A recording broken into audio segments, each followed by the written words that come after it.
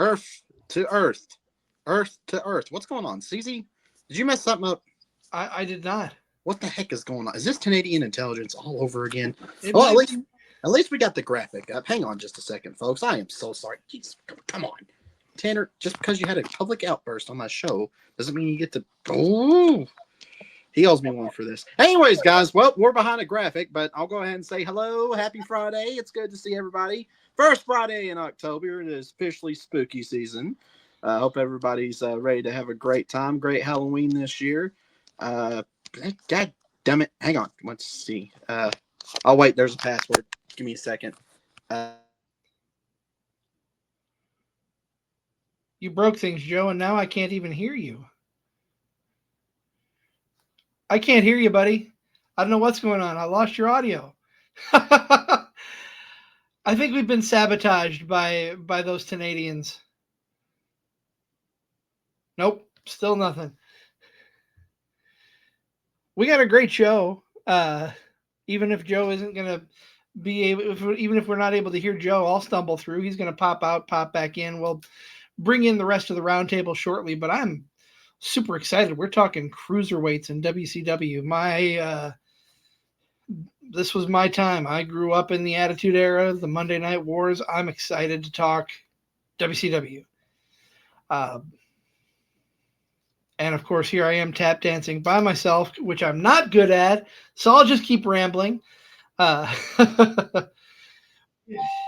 We got a great panel lined up here. Like I said, we'll bring them in as soon as we figure out some technical issues that we're going through. I'm excited for everybody except for maybe one of them, but I'll forgive him for being on the show this time. We'll get there.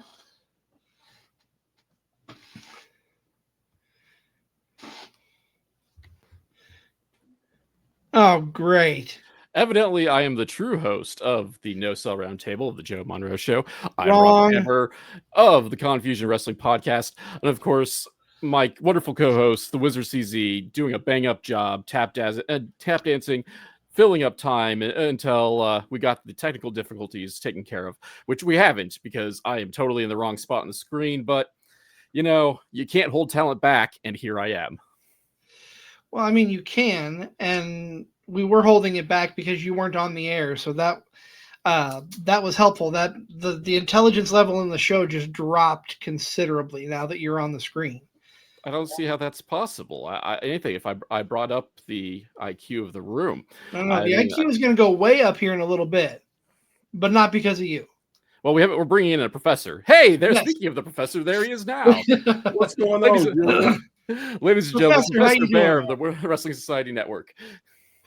Guys, I'm excited, and I'm telling you, I'm super excited about this. What we're going to talk about tonight is right up my alley too, CZ. And fuck Vince Russo. We'll get there. We're not there yet, Bear. Well, I'm always there, so okay, I'll give you that. But since we're on someone else's show, we're going to keep it nice and polite. This is the best time to burn things down. No consequences. He's not wrong, Bear. He's not wrong. I mean, look at what's happened on this show in the last month. Yeah, see, there's no way of me topping that. So, I'm just going to, no sense of killing myself, and I can't make it any better. So I'm just going to relax. We've got a couple of other panelists joining us today. Let's bring the next one in. Hey. Samp, how you doing? I'm doing wonderful, lads. How's everyone doing? CZ, wonderful impression of Gregory Hines. Loved it. Thank you very much. And just looking forward to it. The Cruiserweights. What can I say about them? If you think about it, all the attention was on the NWO, but the real WCW was the Cruiserweights, in my opinion. The best matches that I can remember outside of the run-ins that we constantly saw. But yeah. Hey, look who's back. It's Joe Monroe. Can he speak this time? Can I speak? I hope so. Yes! Joe, I blame you. As we say on Card Subject Wizard. Joe, I just can't welcome back to the show. sometimes. Welcome back to the show. All right, you know what? Speaking of welcome back to the show, please welcome back the king of the 313, the man from wrestling from the 313, my brother, Mike D. What is up, Mike? What's going on, brother?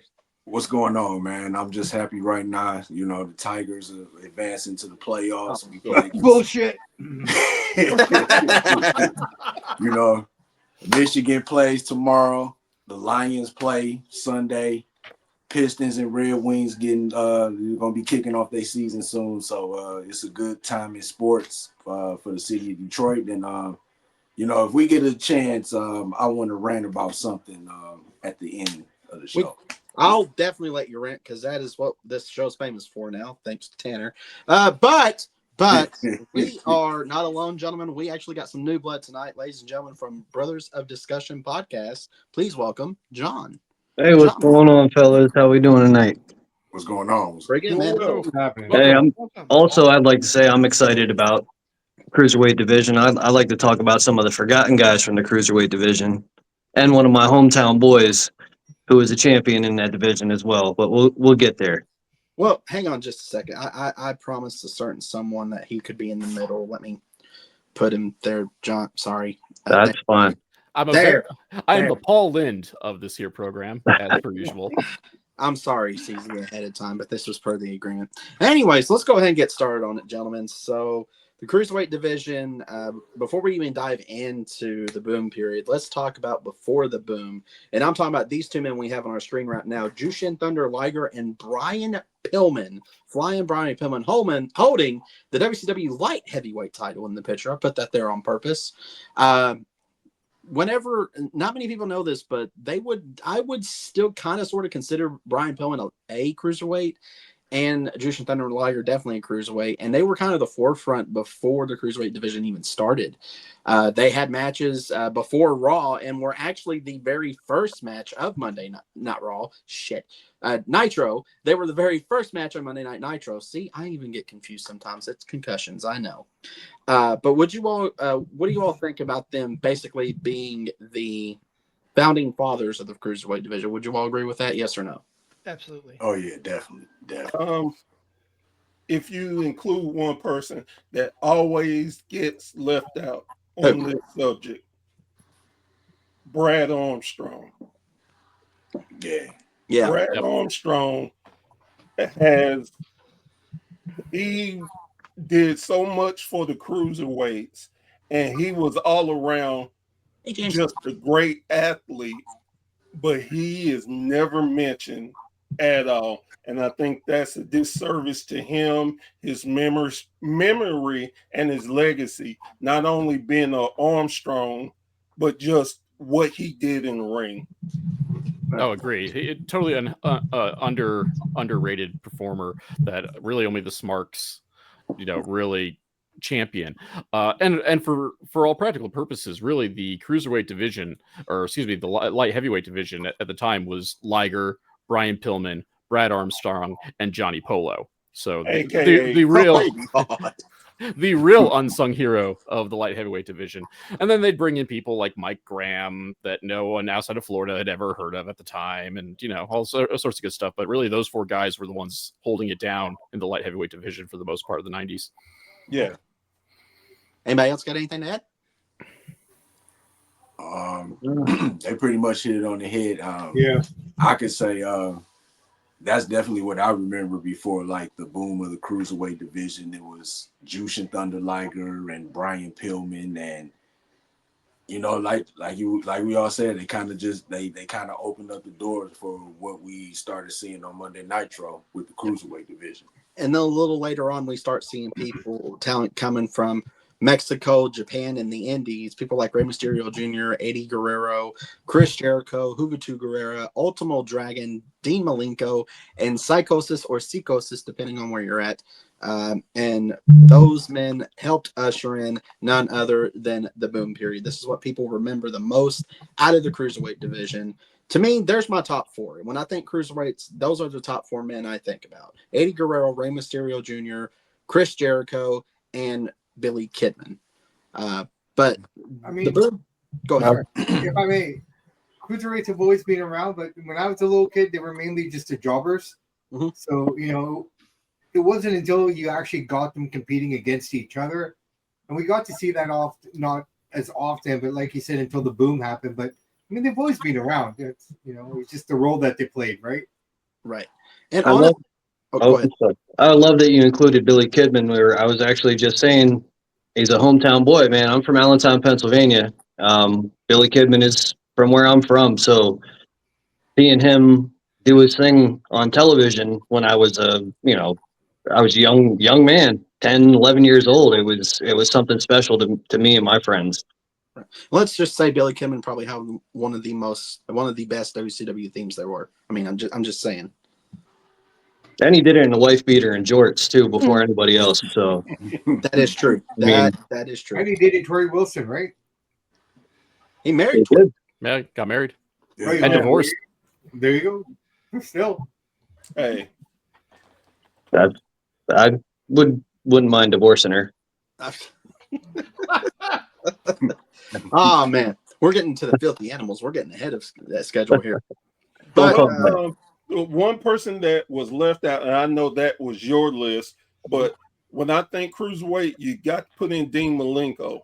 oh yes, Yes. Because Dean, for me, Dean showed how you could wrestle without having to do high flying spots. You didn't have, and Dean didn't have the greatest personality ever, but what he sold was intensity, and you knew it was going to be a hard hitting match. And that's what I loved about Dean. And once he tapped into his personality a little bit, you seen he actually had a great personality. He could be funny, he could be just brilliant. But when it came to wrestling, if you put in cruiserweight for me and wrestling, first name Dean. He was one of those guys that told the story with facial expressions. I mean, he didn't need to talk that well back then. You could just see it in his face, and it told everything you needed to know about the guy. I love that you brought up the boom period, and it started in '96. For me, I recall cruiserweight. My first ever cruiserweight match I remember is Psychosis and Mysterio on Gangster's Paradise, the ECW pay-per-view. I believe it was '95. yep. One of the best matches to this day that I ever saw. I'm a huge fan of that match. Yeah, and this is going to be probably taboo, but people know it. Eric Bischoff basically seeing those guys in ECW. He goes, "Ooh, I can offer them a lot more money, and they can come wrestle for me, and we can have those style matches here." Hey, Pretty much. whether you hate Bischoff or like Bischoff, we should be thankful for it because he put that out there when no one else would. On a bigger stage, let me say. Okay. And it gave so many kids and who wasn't big, gave them an opportunity to say, hey, they're my size. I could do that. I could still get into wrestling. I don't have to be no oversized genetic freak.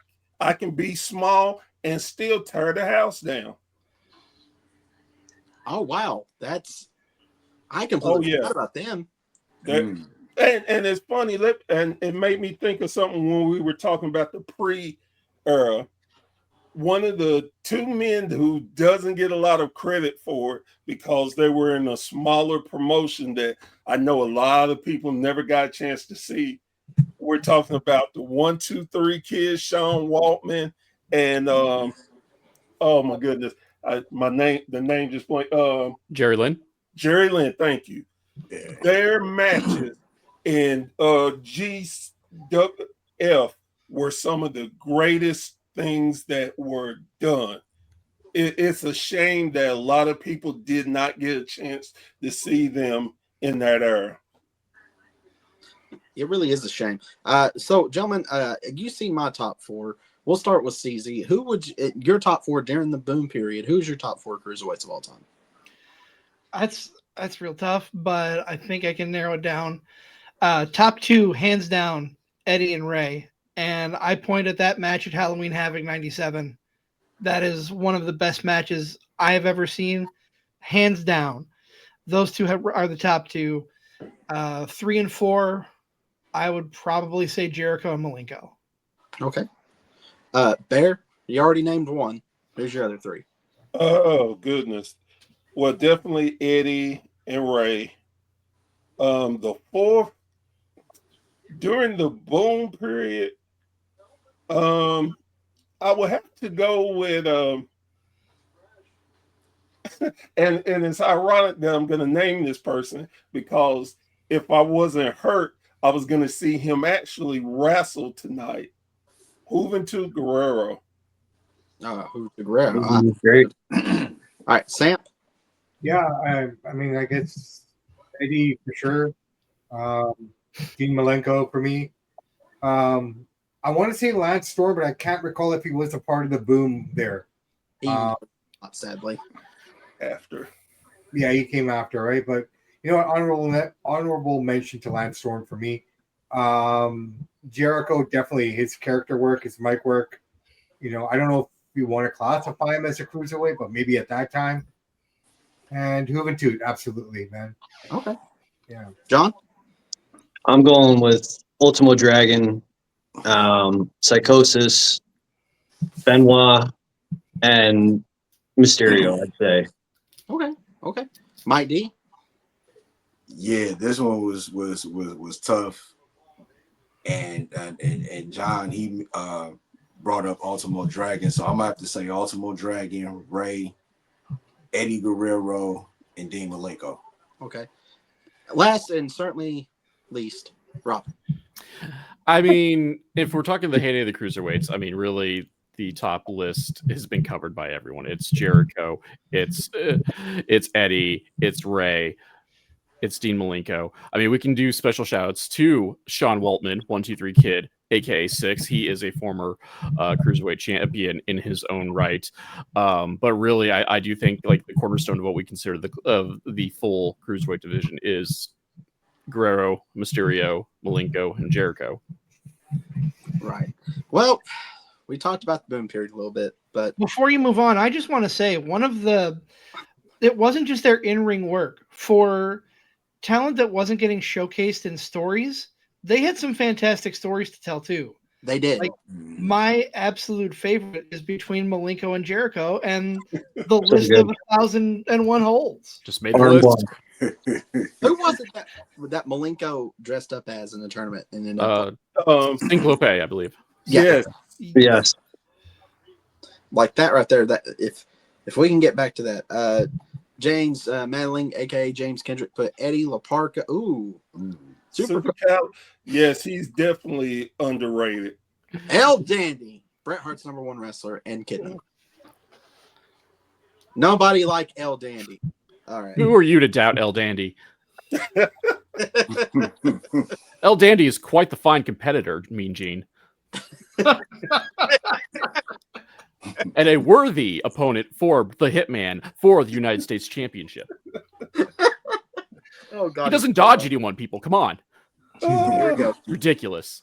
Rob's promoing people. Rob's pro. Oh God, Rob.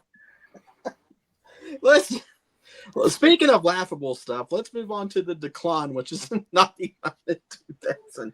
Yes, you are welcome. I included Oklahoma here. Pinata! Pinata! Pinata! Wait, hang on. No, that's Wait a minute. But you said the decline? Yeah. Fuck Russo. Now, hang on. Let me fix Oklahoma real quick. Let me fix Oklahoma. There we go. Ooh.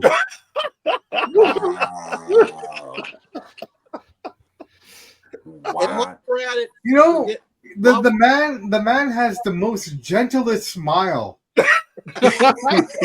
you look at that picture. He's got like the sweetest eyes and the gentlest smile, and then the thing that comes out of his mouth. It's Very, phenomenal. very Cherub-like. Tanahoma, everybody. Tanahoma. Like Don't if that worry. dude was offering me candy in a van, I'd probably take it because he just Hang on. Wait. I'm surprised. I'm I'm surprised the Wizard didn't bring up Disco Inferno, but I also fixed Disco Inferno for everybody too. Ooh, Wow. nice. Shout out to the notorious ATB for making this graphic. I think the Wizard probably could dance better than Disco Inferno, though. He probably could. There he goes. Get it. They have the same opinions in wrestling. It's fine.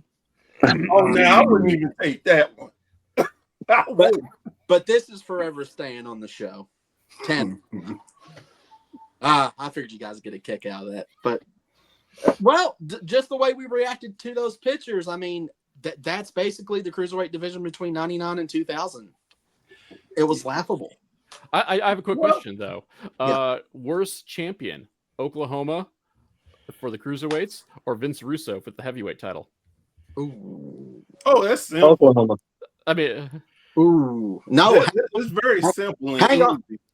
Oh, hang on. Okay, Barrett, let's hear what you guys say. You're the professor here. Who do you say? I mean, really, no disrespect to the cruiserweights, but anybody could get the cruiserweight title.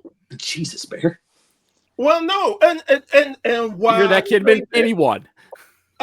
And why I say that is because they gave not a damn about the cruiserweights. They didn't. Now, when you come to mentioning the heavyweight title, we got Arquette. Mm-hmm. What the? And I'm not even going to mention that guy's name. So this is a whole different road I could go down on WCW and why it's not around anymore. So I'm just going to stop here. But fuck Vince Russo. Because of crap. Oh, shoot. Sorry. Because of crap. That's guys. for another show. That's why. So, guys, if you want to hear more of that rant, please tune in to the latest episode of Samp&Chance, where Professor Bear and I sit back and I let the man speak. He couldn't win as bad as Tanahoma, but nobody It can. was still family friendly, but it was a beautiful experience. You know, during the decline, there was a guy that I really enjoyed. His gear, it looked stupid, but I don't know if you guys remember Blitzkrieg. yes. Oh yeah. Blitzkrieg was actually phenomenal in the ring, and just he wasn't there for long at all. I think he was only there for 9 months, 10 months, something like that. And then fell off the face of the earth. Injured, and then he got retired. Yeah, injured and retired, and he was just gone. Well, I mean, and sadly enough, that was a part of WCW. Then they even if you were 100%, they wouldn't show you. It depended on who was in the building, who would use their trump card of creative control. That's not going to work, brother. It was so screwed up. Just like 3 count. Now look, 3 count. It was the best part of Nitro at the end. They were funny and comical, but they actually had great matches. Just think about them and the what was it? The Young Dragons. Young Dragons. Yeah. They had some tremendous matches, but because WCW was in such a chaotic period At this time. Nobody chooses to remember it or can remember it because of all the other BS that happened that makes you forget about those good moments. Just like Sat said about Lance Storm. Lance Storm put on some great matches at the time, but it was so chaotic there. Yeah. It's hard to remember those matches. And let's not to mention that Chris Jericho was, before people in the comments section Jamie Noble was pretty good in WCW. I agree, James. I think we all. But Jericho was stuck in that stupid comedy gimmick that haunted him through his WWF career too when he left.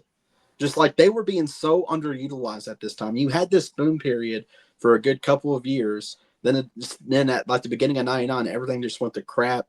Not only with the title being basically, well, how Scott Hall treated the TV title. That's how they treated the Cruiserweight title. If you don't know what I'm talking about, Scott Hall played basketball with it and threw it in the trash can. Threw the TV title in the trash can.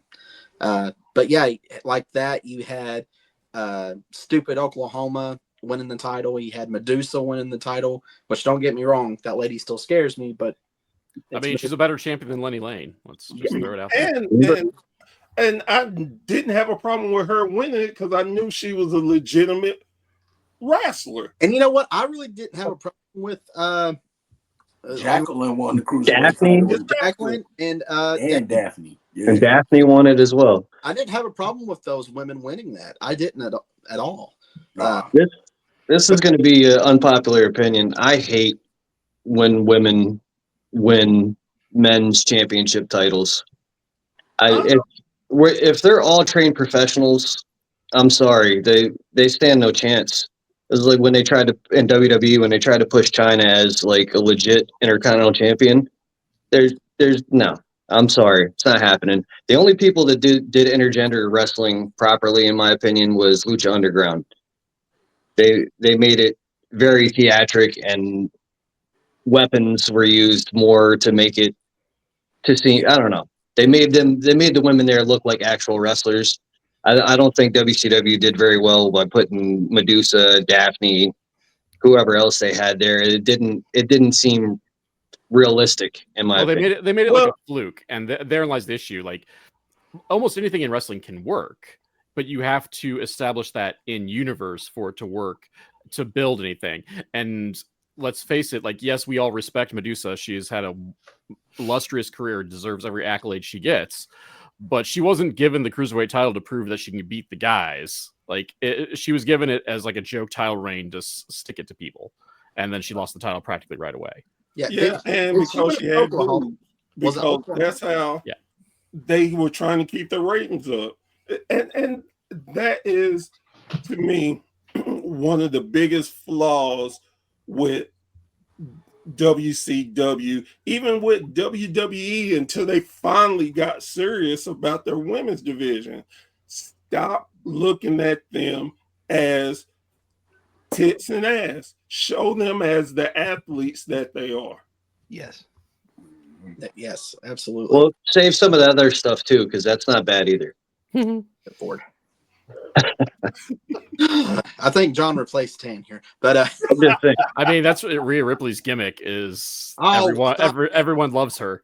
Stop it. Man, no, she's a great wrestler. But no, seriously, if you like look at the online chatter, like her character is that everybody wants to be with her. Men, women, rostered, not.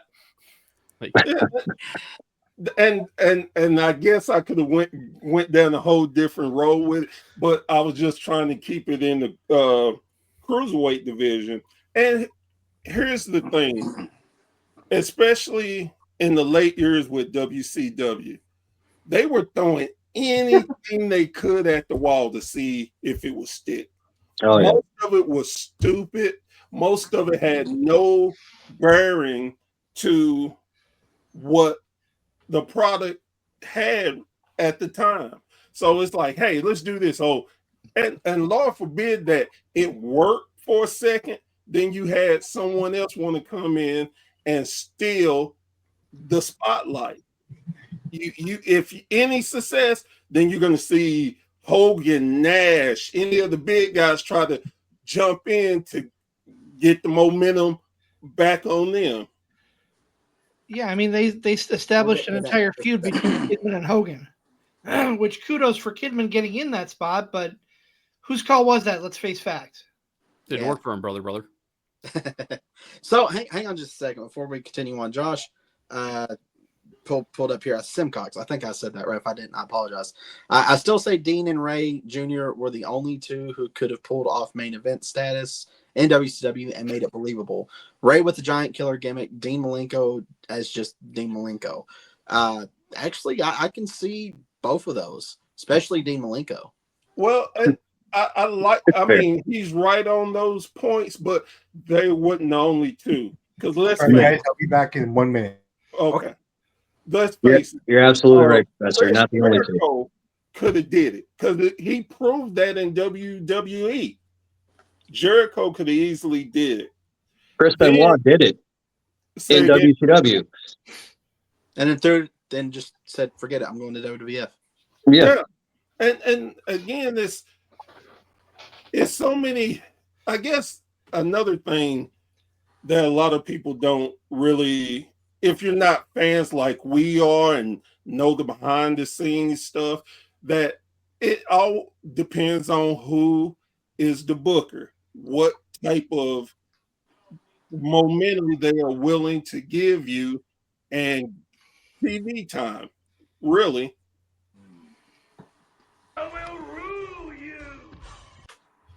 I think it helped them, the cruiserweight division, when Nitro was 3 hours, just because they actually did get some time there in the beginning, and they usually started the shows, and usually were the best matches, wrestling matches. If you're a wrestling purist, those were the best matches. Some of the most entertaining stuff came from those guys. Yeah. They were mechanics of the card. They were there to get the crowd off to a hot start, and then the stars, Hogan, NWO, et cetera, would come in and then do whatever those folks were going to do, ruin WCW and all that sort of good stuff. But the cruiserweights that it was the cruiserweights that got the crowd rocking like every Monday night, and then every pay-per-view. That's how you start the party off. And that's why a lot of times people started, well, not a lot. That's the reason why most fans started in WCW, because they knew the cruiserweights were going to be on, and okay, we can watch this now. We can go on to WWE. That's exactly what I used to do. I'd watch the first hour, watch the cruiserweights, and then I'd switch over. I will also say too, definitely got to give the cruiserweight division for some of the good matches on Nitro. But we also got to give credit to Booker T too. His scene when he broke away from Harlem Heat, his singles run, and even though he's not a cruiserweight, I still think that Booker T, when he was starting his singles run and he was the TV champ and the United States champ, I think he put on some good matches too. Well, gentlemen, let's get out of the 99 and 2000 era. Let's get to 2000 and 2001, which was a resurgence too late. And I'm happy you mentioned the Young Dragons and 3 Count, because that's who I used on this graphic. But yeah, it's a resurgence too late. I would say probably about mid 2000s, we started seeing the cruiserweight division finally, getting back to semi-normal-ish, maybe late 2000s. Because we started having great matches involving those two groups, and also other people like what's that guy's name? It was on the tip of my tongue. No, Evan Courageous was part of 3 Count. Never mind. But we also had the the tag team ladder match? The cruiserweight. Yeah. Oh, yeah. I guess we can include Can we include Misfits in Action in that too? Yeah, because they had Alco and Corporal Cajun was a former. Yeah, Corporal Cajun. Yeah, Cajun. Now there's someone that's underrated, I think. Lash LaRue. Lash LaRue. Yeah. Where's it? Let's see if it comes up.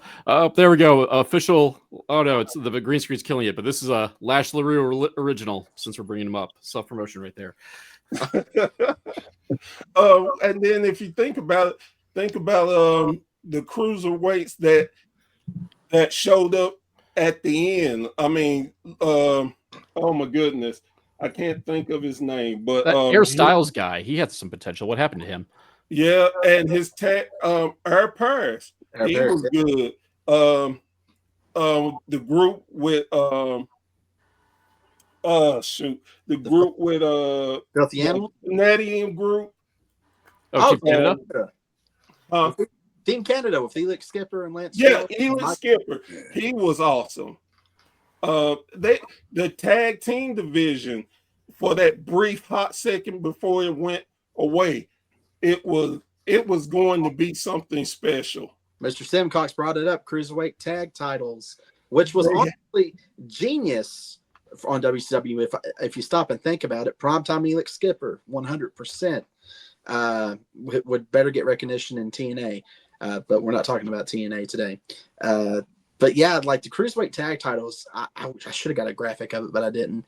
But those titles, them kind of sort of, given their own final recognition that they deserve, which again was recognition too late or resurgence too late. them putting in the cruiserweight tag division because there were so many cruiserweights on the card.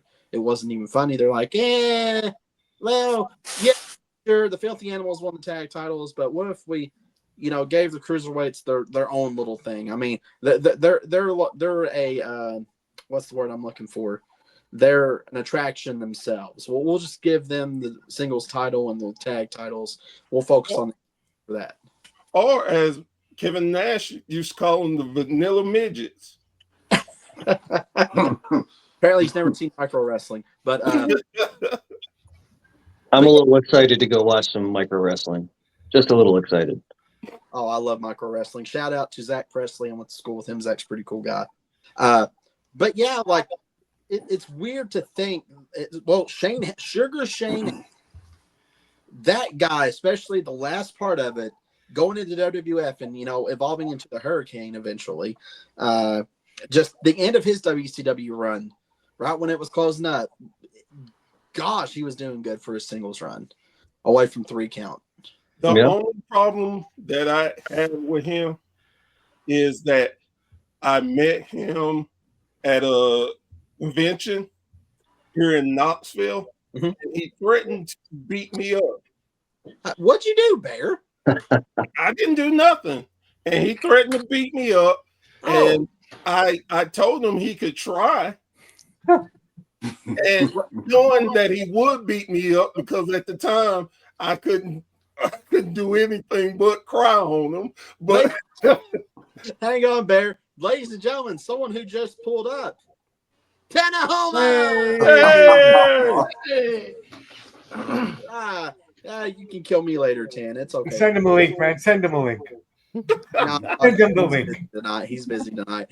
Shane Helms versus Chavo was good in WCW for yes, it was. Yeah. The vertebrae breaker, kudo driver. And Chavo doesn't get enough love for what he did there at the cruiserweight level either. I mean, there's a few guys I don't think get enough recognition. Super Crazy. There's just you can go on. We could probably sit here and just name people for an hour. Well, we're going to in November. I'm going to go ahead and spoil it. November is debate month, and we're going to have a no-sell roundtable each Friday that month. And one of the debates is going to be which cruiserweight division was better. Was it WWE? Was it WCW? Or I want to throw the X division in there because they were kind of sort of the cruiserweights of TNA. I don't know. Abyss won the title. Yeah, shut up, Rob. Samoa Joe. I mean, Oklahoma had to be over 200 pounds. Yeah, so there you go. Look, Medusa was over 200 pounds. If you weighed her boobs. I mean, I believe the weight limit was 225 in WCW. I thought you were going to go a different route on that one. If you weighed something else that she might have had, some other equipment. Oh, good Lord have mercy. Paul London forever. Dang it, Tanner. We'll get to that later. You're already invited to that. Hush. All right. So we took a poll, and this is going to be the last question of the day because we can talk forever, a good 20 minutes on this question. Do you think WCW could have survived longer if they focused more on the cruiserweights as main eventer? Now, hear me out. Here's what I mean by this. If you stop and think about the evolution of wrestling at the time, the cruiserweights were getting a lot more recognition. Hell, you can even look at today's. Definitely everybody in one way or freaking another, even old Gunther, has a little bit of influence from the cruiserweight division, or now as we call it, indie wrestling or trapeze wrestling, whatever. Bear's very esteemed guest, the Tennessee Stud himself called it. If you haven't seen that episode, go check it out. It's really cool. But yeah, basically modern day wrestling is the cruiserweight division today. And we did a poll on Facebook, a really good poll, actually, pretty good stats. 65 votes said yes, 18 votes said no. So, gentlemen, we'll start one at a time here. We'll start from the bottom, work our way up. Rob, sorry, you're bottom man here. what do you think about that? Do you think WCW could have survived longer if they pushed the cruiserweights into the main event spot? I mean, realistically, given how WCW was ran and the egos and contracts involved, no. WCW was an utter clown show, and certain people's contracts had what we're calling it creative control, reasonable creative control, etc. Whether it's true or not, depending on who you're talking to, things weren't going to work for them, brother. So you were never going to get a full-time, elevation of the cruiserweights to the main event scene. I mean, they kind of tried with the Kidman thing, but sorry, John, but like Kidman probably was not the best example for someone to throw in there with Hogan to like elevate the cruiserweights. Sure. But just the overall booking of WCW, it didn't matter who was on top. You could have thrown up the fledgling internet darlings and pushed them to the main event, and it wouldn't have changed anything. I mean, they tried to make it with Chris Benoit. Granted, they just did that to keep him from walking, and he walked anyway. But really, like, it didn't matter who holds the belt, who's on top. WCW is going to WCW, especially if we had Vince Russo in there, bro. Let's see. Let's go to Mr. Tan the Man here. They definitely could have elevated guys like Shane Helms, Hoovy, and Ray to the main event scene and brought in more guys like AJ Styles in 2000. Well, they did bring him in. I guess say you can, but it doesn't mean that you did anything good with them. Exactly. Samp, what do you think, man? Do you think they could WCW could have survived if they elevated their cruiserweight? No. I think the snowball that was WCW, once it was thrown down that hill, nothing could have saved it. We talked about the heyday of the Cruiserweight division. I think that's what really kept that company afloat during the whole NWO. Like, as great as the NWO was, it was a one-trick pony. It was the Cruiserweights that did everything, right? Ultimately, at the end of the day, that was the show. But with, Professor Bear's favorite guy running the show at that time and all the things that were kind of going on, I don't think anything could have saved it, right? It was done. Everything was done. So if you're throwing everything against the wall, I can understand that. I get it. The booking they were trying everything, and it's like I was saying to Bear, I ask you guys this one question. Was Russo that successful? Was he actually as good as everyone thought he was? Well, think about it, because everything he did in WWE had an editor. Vince. Yeah. If someone in control of Russo and WCW, then that's a whole different monster altogether. But that's what I'm saying. He had full reins of everything, and he had no one, pulling him in. And you saw who he truly was, what he was as a booker, what he was actually, in my opinion. Yeah, he did some cool stuff. I get it. But all the cool stuff he did was with the permission of Vince McMahon. Okay. That's it. All right, John, what do you think? So let's just throw the creative control and the bleeding all the money aside. I think the issue with the Cruiserweight division near the end of it was the guys who were viable of saving the division outgrew the division. You got Mysterio, Guerrero, Benoit, just to name a few. They all leave, become world champions elsewhere. All these guys, Jericho, he was too big of a star to be pinned down in just a cruiserweight division. So I think that it could have lasted longer if they may have just got rid of the division earlier on and put these guys into the TV title, United States title realm, and then give them world title shots here and there, just kind of like WWE did when they went over there. These guys became stars because it was believable that the way they presented them. Right. Mike D, what is your thought, my friend? No, the Cruiserweight division was not going to be Stone Cold Steve Austin, The Rock, DX, Wasn't gonna beat none of them in the Monday Night Wars. They would have put on some good matches, but just overall, nah. So that's yeah. Bear, hit us with some wisdom. What do you think? I mean, I think everybody's right that the cruiserweights wouldn't have saved WCW, made it any longer because it wasn't the talent, it was the management. With that being said, if you look at the cruiserweights and all the different talent, if it was done properly, they could have been a show in itself and could have did something better. Like when they did Thunder, if they would have let that been all cruiserweights, their ratings would have kicked the crap out of SmackDown.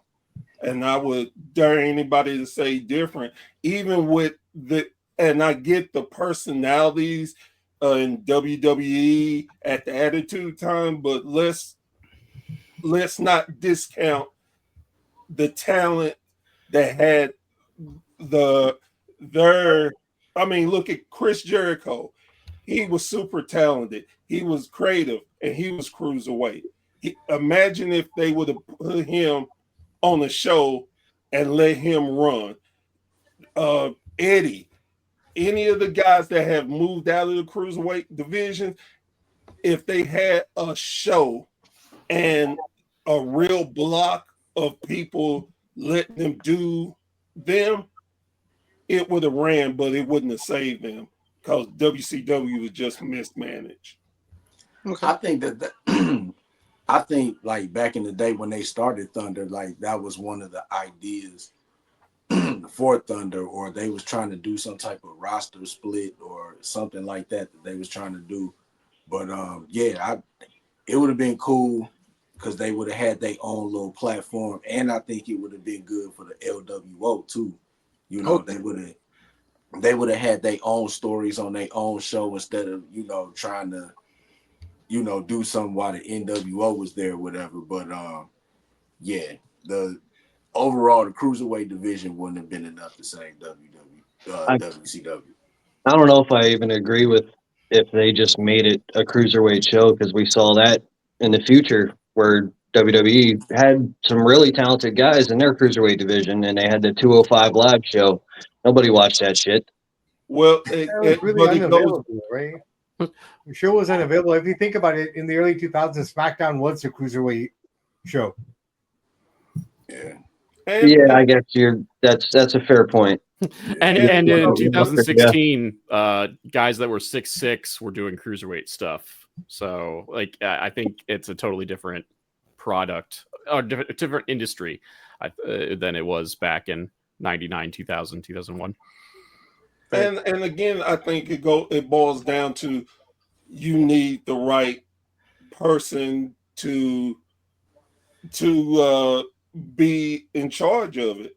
The cruiserweight division, just like we love the short reign of the cruiserweight tag division, WWE's cruiserweight division would have been better if it was taken seriously. It wasn't. They just like, okay, we're going to give you something. This is our way of making sure you don't go to another company and become big. So we're going to put you here.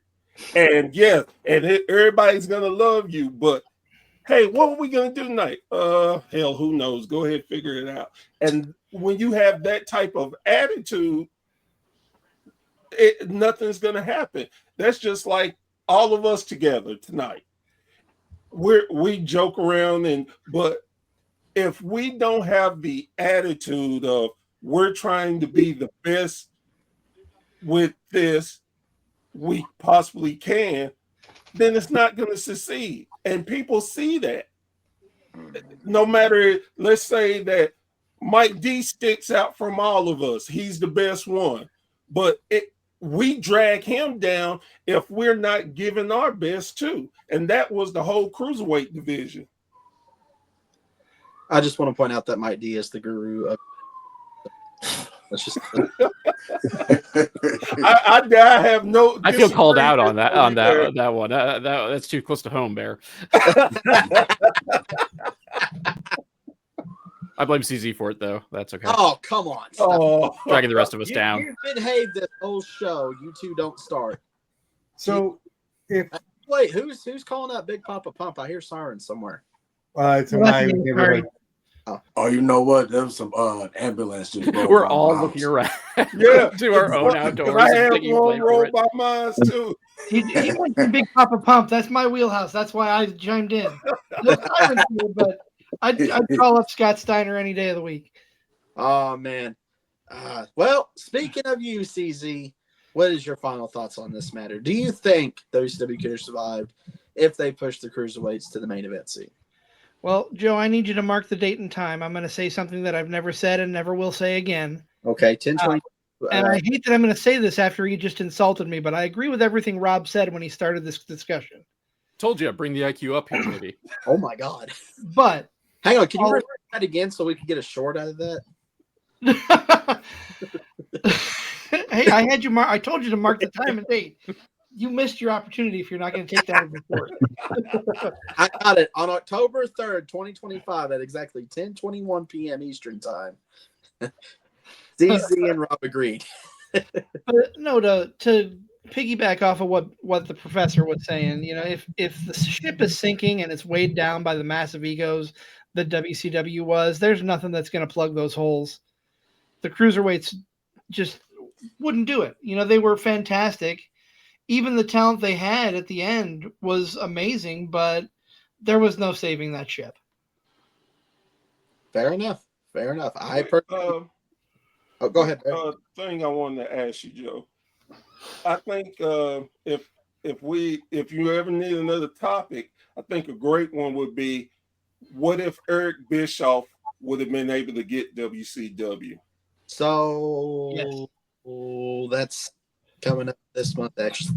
Okay, well, hey, great minds think alike. That's coming up this month because we're keeping the WCW theme, and I'll have an announcement about on Halloween what we're going to do. But because that falls on around Friday. Halloween Havoc watch along. Damn. 1991. 1991. Get out of here. Just that was the best Halloween Havoc. Oh boy. I can't. There we go. Oh boy. I can't even with you, bro. Jesus. He's park that on the couch. He's done agreeing with me. Oh Lord. Anyways, well, I hate to say it, but I believe the people were wrong. I hate saying it like that. I have to agree. No.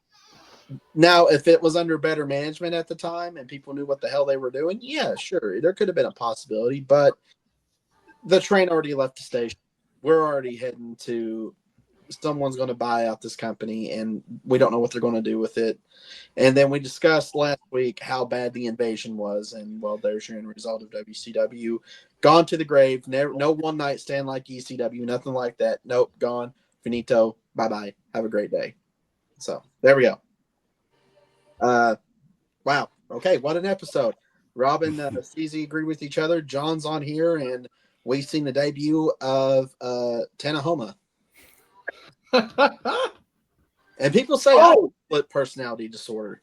And you forgot one. Who?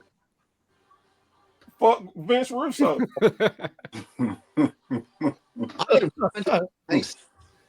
I am trying to turn over a new leaf. I don't want to make anybody else mad, even though I'm not really a nice guy.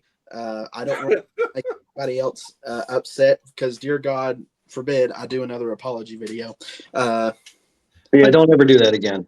But Joe, wasn't that what we discussed? Yeah, off air? don't apologize. Don't do that. Just be you. And if people don't, you're not responsible for how other people feel. They're responsible for their own feelings. Just be yourself. Well, I learned that from my good friend Tanner a couple of weeks ago, so I think we're good. And folks, I want to say yet again, the views of our guests do not reflect the Joe Mano Show on the Society Network. Or Brady, I have to say. And it's crazy you say that, and then right under my name, WSN co-CEO. The CEO's over there with the finger flying around saying fuck Vince Russo. But it doesn't reflect the views of the Wrestling Society Network. It You can does. tell. You can tell none of us like Vince Russo because nobody said "bro" this entire time. So I mean, I sorry. technically said bro like 3 times, but not in defense of Russo. Sorry, Joe. Yeah. Joe, if I may, very quickly. Go for it. It's that time of the show. Where's the cat, man? The cats, they're actually asleep, believe it or not. It's kind of shocked me nobody's interrupted me. Well, why don't you wake up the cat, guy? Stop with- want to see my cat. I mean, he is the star of the show. No, he's not. Where are you? Velcro. No, he gave me an FU shrug. We're good. Yeah. He's not You feeling. must think you're Vince Russo. His Uncle Bear keeps showing him how. I'm sorry. Bro, listen, bro, let me tell you, bro. If this happens, we'll put the Viagra on. Bro, no, even better, bro. We'll put Rudy Bagwell on a forklift, bro. It's magical, bro. I'm telling you. Vince is going to lose his shit when he finds out what we're doing. Bro, it's going to be insane. The ratings are going through the roof, bro. Sorry, I had to. Can I just throw this out there? You're one of my favorite people in the world. Why would you want to do that to me?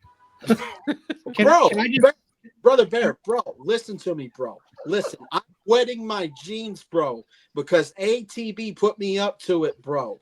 He is my bro. Sorry. Can I just throw this out there? Can we have a remix rap video of Professor Bear just saying "fuck Vince Russo" for 5 minutes? Look, I can rap, so If I can get we this can make a Vince Russo diss track like tonight. I think it's called the if I can get the period. soundbite, I'll have something by midnight. I wouldn't waste my time, energy, or breath on giving him any more acknowledgement than I do. But well, we said that about a certain someone a few weeks ago, and then Tanner went off the fucking rails. So they. Yeah, that's true. Oh, by the way, if you're watching, hey, how you doing? Fuck off. Anyways, all right, gentlemen, one by one, we're going to name off where you are on the lovely internet and tell the people where they can follow you. Rob, I guess we'll start with you. Where can the fun people? The top of the upside down pyramid.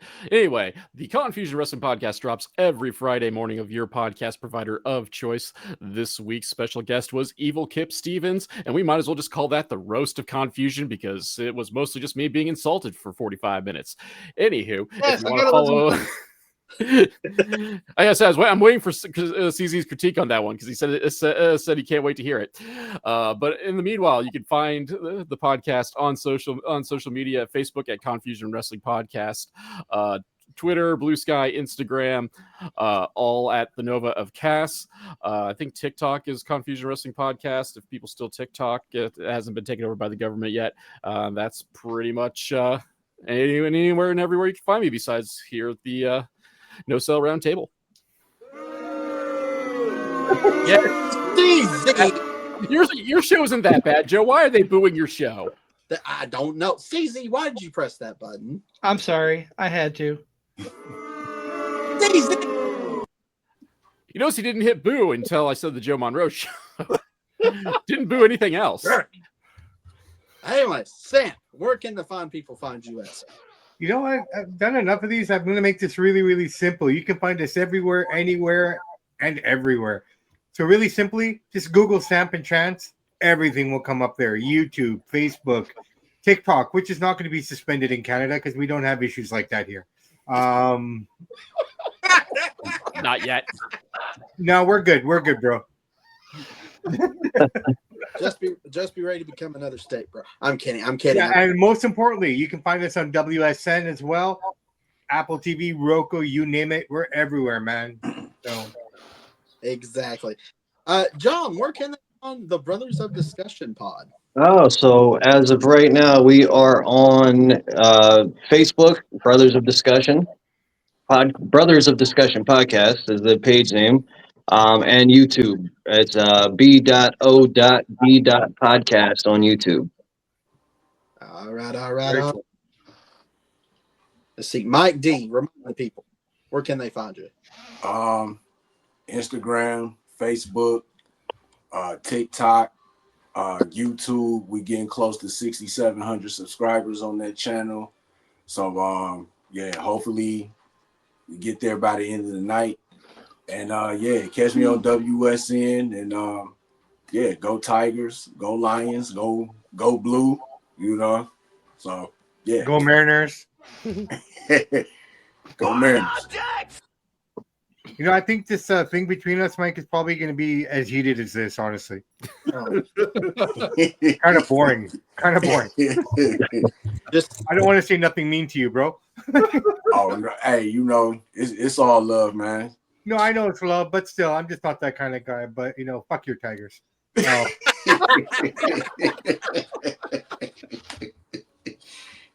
Sorry, before Steelers or Eagles? Neither. Okay, fair enough. Yeah, I don't like any teams from Pennsylvania at all, other than Penn State football.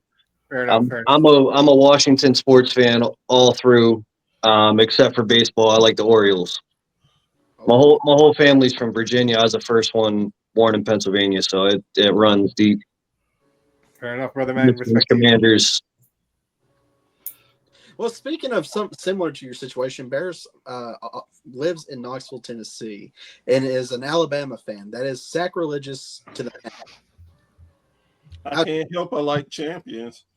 Hey, back off my balls, dude. All right. No, but you know what? It's like me being a Montreal Canadiens fan and being born in Toronto.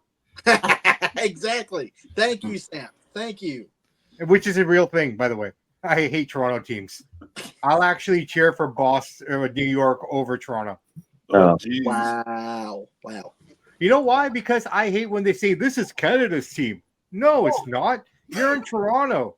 It's a fucking 5-hour flight from Vancouver to Toronto. How are you my team? I thought Canada's team was the Saskatchewan Roughriders. No, that's the CFL, bro. They I have know. their own- I'm just giving you a hard. Calgary Hitmen. Hey, you know, it's good hockey, man. It's good hockey. Don't mess with the hockey. Oh, Lord.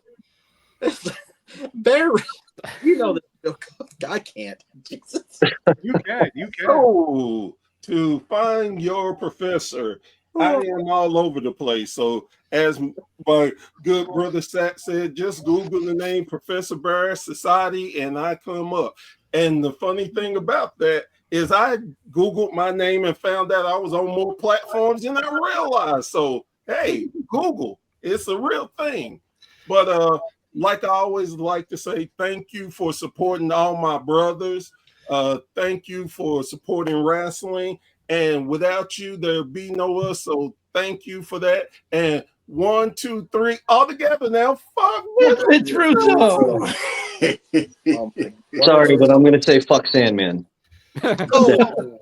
Commander Oh. sucks eggs. Hey, dang it.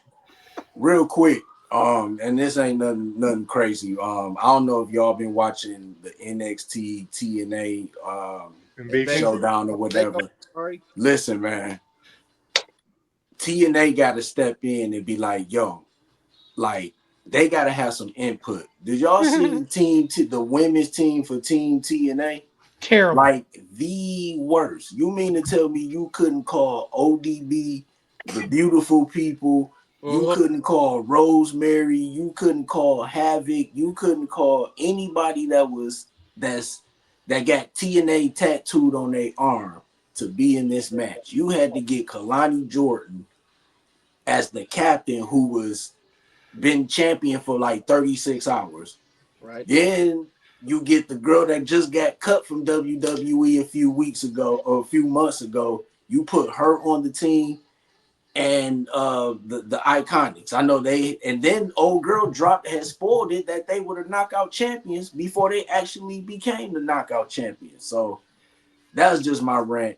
Like TNA got to do better. They got to step in. Well, real quick, let me retort. This is what happens when WWE buys your company. Look at 2001. No, I was just gonna say that this is like the prelude to them actually making the announcement they own TNA. Yep. I mean, this is the only reason they're doing it, man. Well, CZ, we're saying fuck Think your- about it. The two women who fought for the vacant TNA title were WWE people, in essence. Yeah. Anyways, CZ, people where they can find you at, Lord. Like Bear, I'm kind of all over the place. I'm on. You can find me by searching "Card Subject to Change" podcast or at CSTC podcast. Card Subject to Change is every Sunday, usually at 6:30. We also have two other shows in our family: Wrestling with Fitness, an accountability podcast where I'm not losing weight but still trying to keep myself accountable. That's neither here nor there. And our newest show, the second episode of Wrestlebacks, will be this Tuesday, and I'm excited. We were talking about the cruiserweights, and we're talking about Eddie Guerrero and his 2 matches with JBL from 2004 next Tuesday. Ooh, Good show. Texas Bull Rope match. Ooh, Yes. Breaking the Muda scale. And if they want disco dance lessons from you, how can they make that happen? They can send inquiries to @Nova of Cass. Inferno. Respect you, Booker Man. Oh no! Which one do you all love most? Do you love Tanahoma or do you love CZ Inferno? It's CZ Inferno. It's CZ Inferno's better. Yeah, I mean, who? Yeah, that's just god awful. Anyways, I appreciate you, Joe. you're welcome. Hey, don't think you should thank ATV. He made your graphic. I made Tanahoma's, so that tells you who's the more artistic of the podcasting bunch. But anyways, gentlemen, I appreciate y'all coming on. Well, I got a busy weekend, believe it or not, because I'm breaking my promise. I'm actually going back to a wrestling show tomorrow night at the old Ferguson Gym in Ferguson, Kentucky. Triple Crown Wrestling is back. They were in where I graduated high school, Whitley City, Kentucky, tonight for Macquarie Fest. But tomorrow night, they're going to be in Ferguson, Kentucky at the old Ferguson Gym. It's a great venue. I love that venue. And you know what? I said, the heck with it. I'm going to go back there and get to see the people. I miss the crowd. God, I miss it. So I'm going to go back there. If you run into me, say hi. Whatever you all want to do, you can. Aside from Brandon T. Wilson, you can't slap me. Okay, Brandon? Just because I'm coming as a guest doesn't mean you get to slap me again. But that being said, gentlemen, I appreciate every single one of you coming on here, and Rob. But what are we going to do next week? Oh, okay. Yeah, next week. He already spoiled it. Next No Sell Roundtable, not next week, but the week after that, we're going to talk about what if Eric Bischoff was able to buy WCW. Would we be able to see the Big Bang? Would we? Oh, of course. Duck comes here. Hey, Duck. Yeah. Say hi to the people, Duck. Hello, kitty. This is the content we come here for. Yes, it's cat. Hey, go on. Oh, hey, it's Kitty. That is Duck. It's Kitty. Jeez, take it easy, Lord. But That's the new shirt. Hey, it's Kitty. and for the record, Available at 313 Shop. Oh, good Lord. Before people ask in the comments how many cats I have 7, but I have a big 7, so hush. But yeah, it's gonna be a great time. If you're in Ferguson, Kentucky, if you guys want to come to that show, I'll be there. It's gonna be a great time. Run to some old friends, some old enemies, and if you know independent wrestling show around your area, you need to go to it, because what's wrong with you? Independent wrestling is just as good, if not a hell of a lot better than what's on TV nowadays. Amen. And before we leave, I want to shout out Phenomenal Finds ATL. If you're looking for anything retro, whether it be wrestling or any other retro things like Garfield, anything like that, check out Phenomenal Finds at phenomenalfindsatl.com. Big shout out to Charm Photos, Crystal, who is a wrestling photographer. She is amazing. If you don't believe me, check out this photo of James Kendrick chopping the living crap out of Adrian Alexander. Again, Adrian, I'm sorry, not sorry. And before we leave, the greatest network of all time. Yes, I am talking about the Wrestling Society Network. If you are a diehard wrestling fan, what are you waiting for? Sign up for the Wrestling Society Network at thewrestlingsociety.com. It is 100% free. You can find us on Apple TV, Roku, Amazon Fire Stick, and you get to see more of Bear. Because Bear is the man with the plan. And he's also co-CEO, so I had to say that. You're welcome, Bear. Sorry. P.S. Fuck Vince Russo. And fuck Vince Russo. There you go.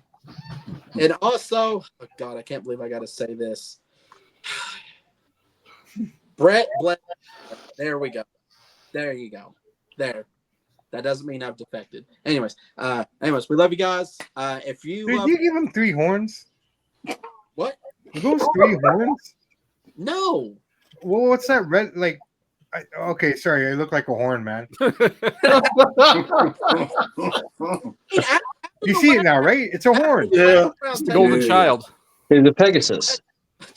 After the last round table, I guess some people see him as the devil. I mean, if you're a certain nationalist, I guess. I don't know. But oh God, I'm gonna get sued. Anyways, I can't even say my outro. That's why you send it to somebody else so they can't sue you. And they can't blame it on the network. Exactly. In the meanwhile, just shut up and enjoy pro wrestling. There we go. Absolutely. If you're a pro, just shut up and enjoy pro wrestling. Jesus. And fuck Vince Russo. Did you like the video? Don't forget to go like, subscribe, and follow us on all of our social media outlets. We'll see you next time.